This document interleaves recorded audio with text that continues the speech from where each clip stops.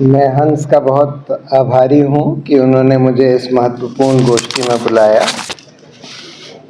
देखिए, संविधान जो हमारा है और जो किसी भी सभ्य देश का होता है, वो उसका मूल मकसद जो है लोकतंत्र को चलाने का है।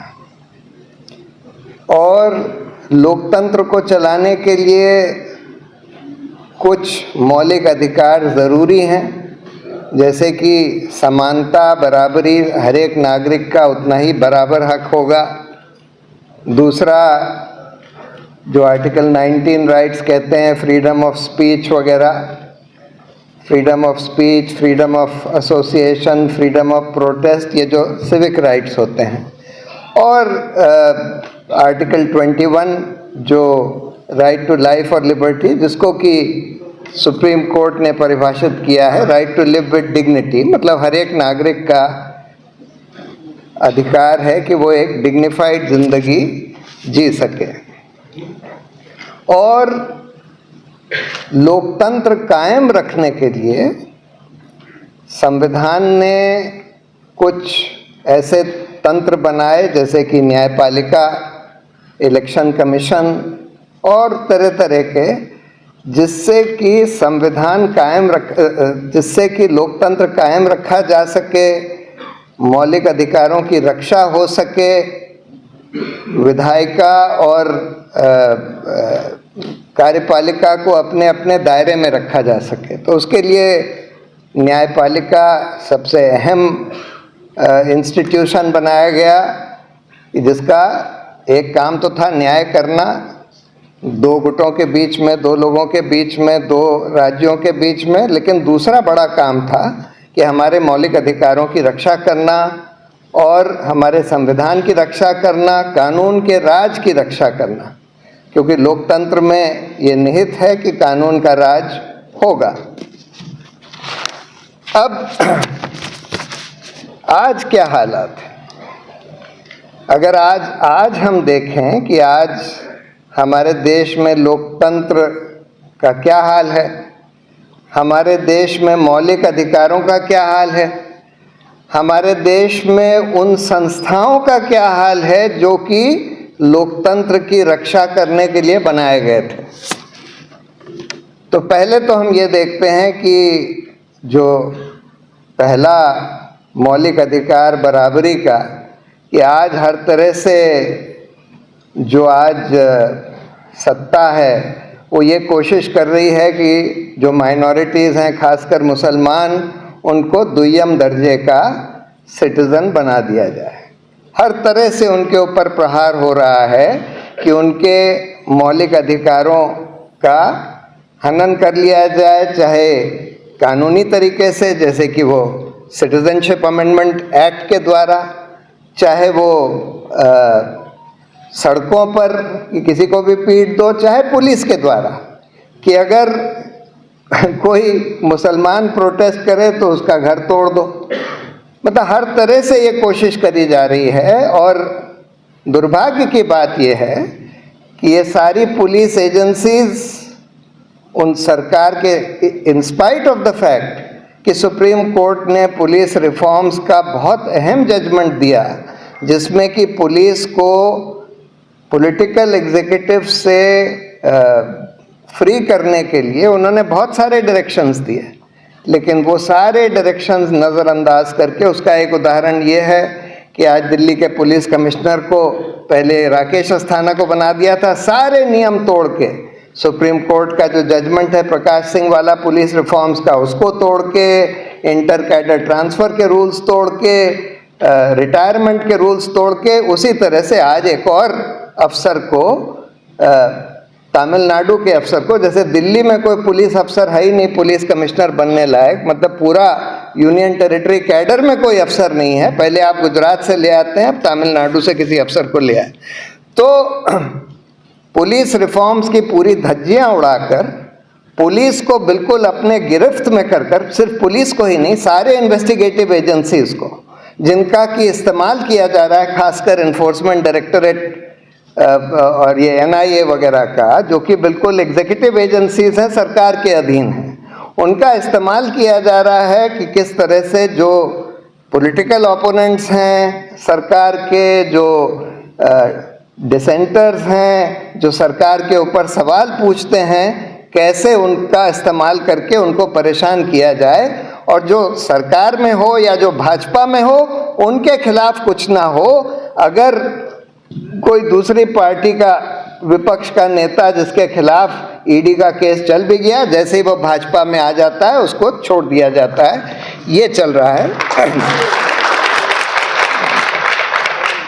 आर्टिकल 21 लाइफ एंड लिबर्टी के राइट्स दिए गए, लेकिन आज हम ये देख रहे हैं कि अगर आप सरकार के खिलाफ कुछ बोल दें, अगर आप पोस्टर लगा दें मोदी जी के खिलाफ, जैसे यूपी में 6 लोगों को गिरफ्तार कर लिया गया कि उन्होंने बोला कि महंगाई आज सरकार की वजह से है, मोदी जी की वजह से है और योगी जी की वजह से है। उस पोस्टर लगाने पर उन लोगों को गिरफ्तार कर लिया गया। यानी कि बिल्कुल फ्री सीजन है कि कोई माइनॉरिटी हो, कोई डिसेंटर हो, उसके खिलाफ जो चाहे कर दो। और अनफॉर्चुनेटली न्यायपालिका, सुप्रीम कोर्ट, जिसका दायित्व बनाया गया है संविधान में कि भाई आप मौलिक अधिकारों की रक्षा करेंगे, आप इस तरह के जो स्टेट के एक्शंस हैं उनको रोकेंगे, उनके खिलाफ कुछ करेंगे, वो करने के बजाय आज हम कई केसेस में देख रहे हैं बिल्कुल उल्टा काम हो रहा है। जैसे कि प्रताप भानु मेहता ने अभी लेख लिखा, काफ्काज लॉ, मतलब supreme court has become an executive court, ये उनके शब्द हैं कि एग्जीक्यूटिव यानी कि गवर्नमेंट से भी ज़्यादा लॉयल उनके प्रति सुप्रीम कोर्ट हो गया, जबकि सुप्रीम कोर्ट को तो बिल्कुल इंडिपेंडेंट होने की ज़रूरत थी सरकार से, तभी वो सरकार को अपने दायरे में रख सकता है, तभी विधायिका को अपने दायरे में रख सकता है, तभी मौलिक अधिकारों की रक्षा कर सकता है। लेकिन आज हम ये देख रहे हैं कि जैसे अभी ये PMLA वाला जजमेंट आया एनफोर्समेंट डायरेक्टरेट के बारे में, उसमें बर्डन ऑफ प्रूफ रिवर्स कर दिया गया है। You will be assumed to be guilty unless you prove yourself innocent. You will remain in jail until you prove yourself innocent. मतलब कि एक बिल्कुल आर्टिकल 21 सिविलाइज्ड, किसी भी सिविलाइज्ड सोसाइटी का बेसिक प्रिंसिपल होता है कि you will be presumed to be innocent until you are proved to be guilty in a court of law. उसको बिल्कुल रिवर्स कर दिया और सुप्रीम कोर्ट ने उसको एक्सेप्ट कर लिया, जहां पर कानून में भी लिखा था और एंड उसको उन्होंने पढ़ दिया। और मतलब सुप्रीम कोर्ट जिसको, और ये क्यों हुआ, किन वजह से आज सुप्रीम कोर्ट जो है बिल्कुल सरकार के गिरफ्त में आ गया है या सरकार के ही कहने पर चल रहा है करीब करीब। मैं ये नहीं कहता, उसके अपवाद जरूर होते हैं, जैसे उन्होंने अभी मोहम्मद जुबैर पर एक अच्छा फैसला दिया, लखीमपुर खेरी में भी एक अच्छा स्वतंत्र फैसला दिया, पेगासस वाले केस में भी एक अच्छा फैसला दिया, लेकिन ये सब अपवाद हैं।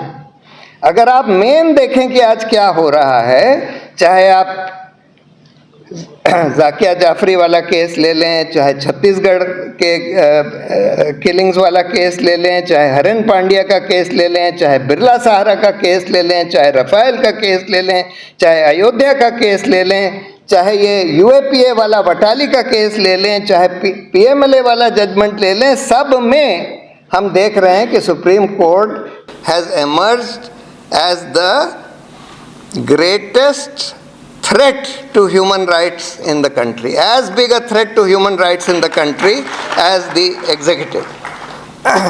और एक नए तरह की जूरिस्प्रूडेंस का निर्माण किया गया है जिसको कहते हैं सील्ड कवर जूरिस्प्रूडेंस। वो रफेल में भी इस्तेमाल किया गया,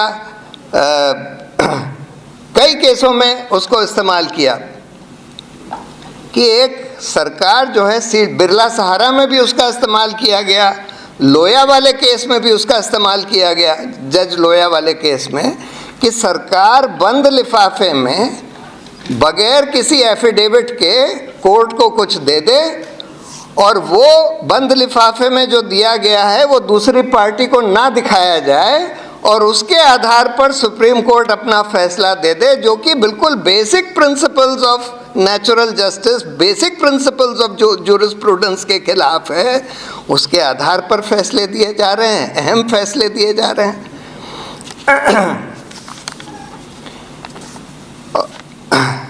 तो ये क्यों हुआ, ये कोलैप्स जुडिशरी का क्यों हुआ? देखिए, इसके कई कारण हैं। कुछ कारण तो पहले से भी थे कि जजों को पोस्ट रिटायरमेंट जॉब से लुभाकर प्री रिटायरमेंट जजमेंट्स अपने फेवर में सरकार करवाती रहती थी, पहले भी करवाती थी। और इसके बारे में अरुण जेटली ने बहुत बढ़िया भाषण 2013 में पार्लियामेंट में दिया था, जिसमें उन्होंने साफ साफ बोला था कि भाई ये बड़ा भारी थ्रेट हो गया है इंडिपेंडेंस ऑफ जुडिशरी के लिए और therefore rule of law and fundamental rights के लिए, कि पोस्ट रिटायरमेंट जॉब से आप लुभाकर आप जजों को इन्फ्लुएंस कर रहे हैं प्री रिटायरमेंट जजमेंट सरकार के हक में देने के लिए। आज हम देख रहे हैं धड़ल्ले से ये हो रहा है, धड़ल्ले से। गोगोई साहब ने अयोध्या का फैसला दिया, रफेल का फैसला दिया रिटायरमेंट से जस्ट पहले, और रिटायरमेंट के जस्ट बाद उनको राज्यसभा मेंबर बना दिया गया। ये दूसरे अरुण मिश्रा ने कई फैसले दिए सरकार के हक में रिटायरमेंट के इर्द गिर्द, उनको नेशनल ह्यूमन राइट्स कमीशन का चेयरमैन बना दिया गया। अभी एक खानविलकर साहब ने 4-5 अहम फैसले दिए, अभी कल रिटायर हुए हैं। अब देखिए, उनको लोकपाल बनाया जाता है कि लॉ कमीशन का चेयरमैन बनाया जाता है, दोनों पोस्ट खाली पड़ी हैं उनके लिए। तो एक तो ये तरीका जो कि पहले से भी था। दूसरा एक तरीका, जो नया तरीका अख्तियार किया गया, ये बहुत ही खतरनाक तरीका, कि आप सरकारी इन्वेस्टिगेटिव और इंटेलिजेंस एजेंसीज का इस्तेमाल करके आप किसी भी जज के खिलाफ कोई उसकी कमजोरी पकड़ लें, और अगर वो चीफ जस्टिस है, आपने मेडिकल कॉलेज स्कैम में सीबीआई इन्वेस्टिगेशन उनके खिलाफ करवाया, और उनकी कमजोरी, उनके कॉन्वर्सेशंस या दूसरे जज के कॉन्वर्सेशंस उनके बारे में पकड़ लिए कि हमने कैप्टन को 5 गमले दे दिए। एक रिटायर्ड चीफ जस्टिस उड़ीसा का कह रहा है बकायदा फ़ोन पर, वो रिकॉर्डिंग सीबीआई के पास है, कि हमारी बात हो गई है, केस लगा है चीफ जस्टिस के कोर्ट में, वो जो उस समय नंबर 2 थे, उसके बाद चीफ जस्टिस बने, और वो पूरी रिकॉर्डिंग सरकार के पास है। अब हम लोग तो कोर्ट गए ये कह के कि भाई ये बड़ा खतरनाक है कि एक सरकारी एजेंसी चीफ जस्टिस का इन्वेस्टिगेशन करे, ये इंडिपेंडेंस ऑफ जुडिशरी के लिए बहुत खतरनाक चीज़ है। तो आप ये इन्वेस्टिगेशन एक एसआईटी को ट्रांसफ़र करिए जो सुप्रीम कोर्ट के अंडर हो, उस एसआईटी को ट्रांसफ़र करिए। सुप्रीम कोर्ट ने, जस्टिस अरुण मिश्रा और जस्टिस खानविलकर, ये दोनों थे उस जजमेंट में, डिसमिस ही नहीं किया, 25 लाख का कॉस्ट हमारे ऊपर लगा दिया कि आप ऐसी दलील लेकर कैसे आ गए। जैसे कि अभी हिमांशु कुमार के ऊपर 5 लाख का कॉस्ट लगा दिया कि आप ये एनकाउंटर किलिंग्स की जांच करवाने के लिए सुप्रीम कोर्ट कैसे आ गए। तो अगर, और ये हम देख रहे हैं गोगोई साहब का सेक्सुअल हैरेसमेंट का केस आया, और उसके बाद तुरंत वो पूरा सारी इन्फॉर्मेशन सरकार के पास थी। उस पूरी इन्फॉर्मेशन, क्योंकि वो सेक्सुअल हैरेसमेंट का कंप्लेनेंट जो थी वो एक सुप्रीम कोर्ट की एम्प्लॉय थी और उसका हस्बैंड एक पुलिस ऑफिसर था।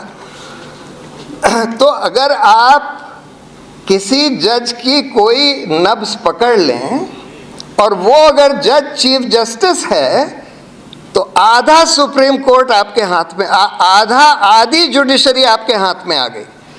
क्योंकि चीफ जस्टिस का दो बहुत अहम रोल होते हैं। एक ये कि वो ये तय करता है कि कौन सा केस किस जज के सामने लगेगा। जैसे दीपक मिश्रा ने तय किया कि लोया वाला केस अरुण मिश्रा के यहाँ लगेगा, जो कि नंबर 12 जज थे।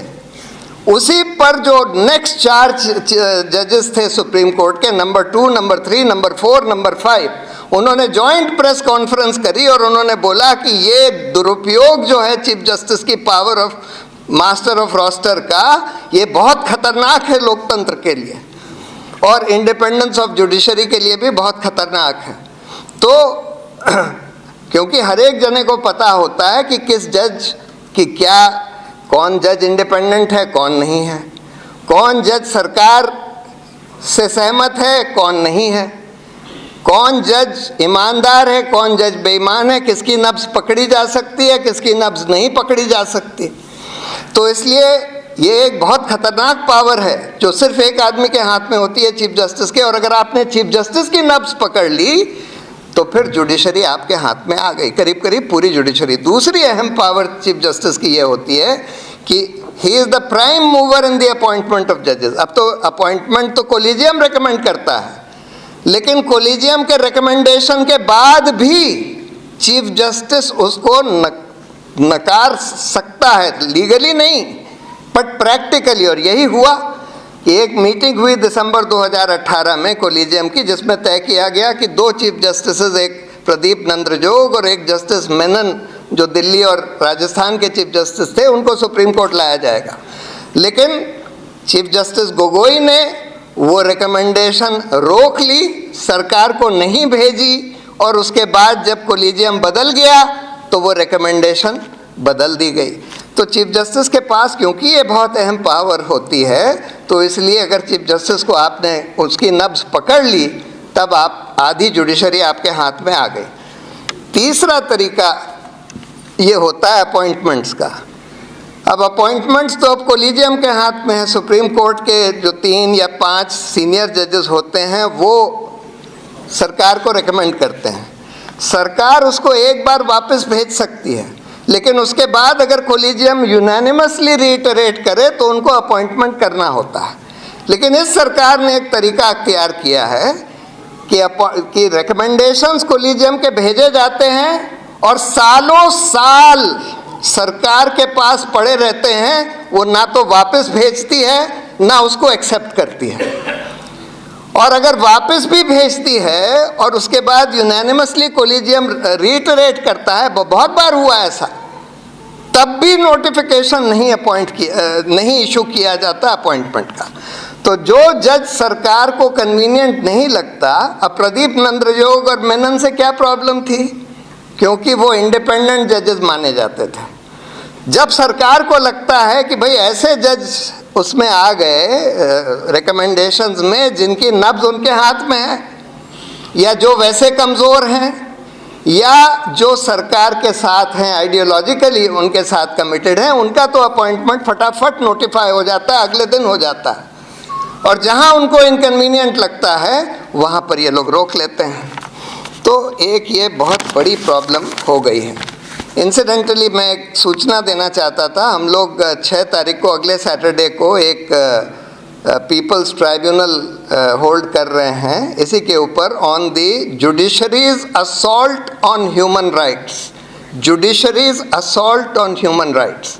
इसके ऊपर एक पीपल्स ट्राइब्यूनल है कॉन्स्टिट्यूशन क्लब में, 6 तारीख को मोस्ट प्रॉब्ली कॉन्स्टिट्यूशन क्लब में होगा 6 तारीख को। उसकी सूचना आप लोगों के पास आएगी, जिसको उसमें इंटरेस्ट हो वो लोग आ सकते हैं। तो लोकतंत्र का क्या हाल हुआ, देखिए ये तो एक जुडिशरी का, और इलेक्शन कमीशन का भी इसी तरह से इन्होंने, मतलब सेशन साहब के टाइम से इलेक्शन कमीशन बिल्कुल एक इंडिपेंडेंट इंस्टीट्यूशन माना जाता था, लेकिन पिछले 6-7 साल से हम देख रहे हैं कि इलेक्शन कमीशन बिल्कुल जो सरकार चाहे, मॉडल कोड ऑफ कॉन्डक्ट सिर्फ ऑपोजिशन के खिलाफ एनफोर्स किया जाएगा, प्रधानमंत्री अगर उसका वायलेशन करे, होम मिनिस्टर वायलेशन करे, कोई अहम बीजेपी का लीडर वायलेट करे, कोई enforcement model code of conduct का उनके खिलाफ नहीं होगा। इलेक्शन की जो डेट्स हैं सरकार पहले से तय कर देती है, इलेक्शन कमीशन अब नहीं तय करता, सरकार पहले से कई बार अनाउंस कर देती है, तब इलेक्शन कमीशन का अनाउंसमेंट आता है इन डेट्स का।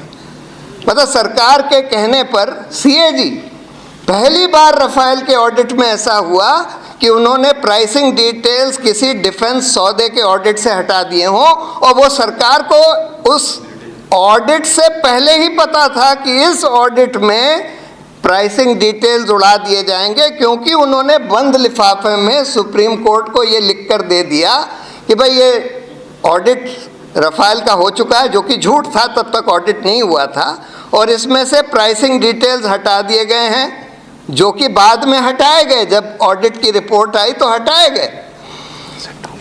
हाँ, तो अब लोकतंत्र, देखिए लोकतंत्र का क्या हाल हो गया है, वो पूरा के पूरा पैसे का खेल बन गया। अनफॉर्चुनेटली हम लोग ने पार्टिसिपेटरी डेमोक्रेसी तो अपने संविधान में नहीं लिखी, रिप्रेजेंटेटिव डेमोक्रेसी लिख दी कि भाई हम अपने रिप्रेजेंटेटिव्स को इलेक्ट करेंगे और वो लोग फिर सरकार चलाएंगे और पार्लियामेंट में चलाएंगे, पार्लियामेंट में डिस्कशन होगा, और उसके बाद ये भी हुआ कि अच्छा ये कई कानून जो हैं पार्लियामेंट्री, अहम कानून सब पार्लियामेंट्री कमेटीज़ को रेफ़र करे जाते थे। अब तो ये हो गया है कि पहली बात तो पार्लियामेंट करीब करीब ख़त्म ही हो गई है, पार्लियामेंट में कोई डिस्कशन नहीं होता, 100 कानून जो हैं 2-2, 3-3 मिनट में पास कर दिए जाते हैं। 100 कानून फाइनेंस बिल के ज़रिए पास कर दिए जाते हैं, जिससे कि राज्यसभा में जाने की ज़रूरत ही ना हो। ये पीएमएलए भी फाइनेंस बिल के थ्रू पास कर दिया गया, पीएमएलए में जो अमेंडमेंट्स किए गए, जिससे राज्यसभा में ले जाने की ज़रूरत ही ना हो, क्योंकि वहाँ राज्यसभा में सरकार की मेजॉरिटी नहीं थी। पार्लियामेंट में कोई डिस्कशन नहीं, पार्लियामेंट्री कमेटी को कोई कानून नहीं रेफर किया जाता, अब करीब करीब 0 पार्लियामेंट्री कमेटी ख़त्म कर दी गई हैं, कोई कानून अब पार्लियामेंट्री कमेटी को नहीं रेफर किया जाता। जैसे सीएजी के ऑडिट सेंट्रल गवर्नमेंट के 1/4 रह गए हैं, जो 8 साल पहले जितने ऑडिट सेंट्रल गवर्नमेंट के होते थे उसके 1/4 रह गए हैं अब सीएजी के सेंट्रल गवर्नमेंट के ऑडिट। और पैसे, अब देखिए अनफॉर्चुनेटली हमारा क्योंकि first pass the post system है 2 लेवल पर, कि जब हम अपने कैंडिडेट को चुनते हैं तो जिसको सबसे ज़्यादा वोट मिलती है उसी को वही इलेक्ट हो जाता है, वही रिप्रेजेंटेटिव बन जाता है उस कंस्टिट्यूंसी का, चाहे उसको सिर्फ 25% वोट मिली हो। और दूसरा, जब सरकार बनती है तो जिसके पास मेजॉरिटी है उसी के पास पूरी सत्ता चली जाती है, बाकी ऑपोजिशन का कोई अहमियत नहीं है सरकार में। इसलिए जब लोग वोट देते हैं तो वो ये सिर्फ ये नहीं देखते कि कौन सी पार्टी या कैंडिडेट उनको सबसे अच्छा लगता है, वो ये भी देखते हैं कि भाई इसके जीतने का कोई चांस है कि नहीं, ये सरकार बनाने का इनका कोई चांस है कि नहीं। और अगर उनको ये लगता है कि जीतने का है, सरकार बनाने का चांस नहीं है, तो वो उसको वोट नहीं देते। फिर वो देखते हैं कि जिन पार्टियों का जीतने का कुछ चांस है उनमें से जो कम खराब है उसको वोट दे देते हैं। अब ये कैसे एस्टिमेट करते हैं कि किसका जीतने का चांस है? ये उनकी विजिबिलिटी पर, और विजिबिलिटी जो है सारी पैसे से आती है। पैसे से आप एडवर्टाइज कर सकते हैं, होर्डिंग्स लगा सकते हैं, आप पेड वर्कर्स, आपके हैंडबिल्स, पोस्टर्स डिस्ट्रीब्यूट कर सकते हैं, और पैसे से ही आज आप बड़ी बड़ी रैलीज कर सकते हैं।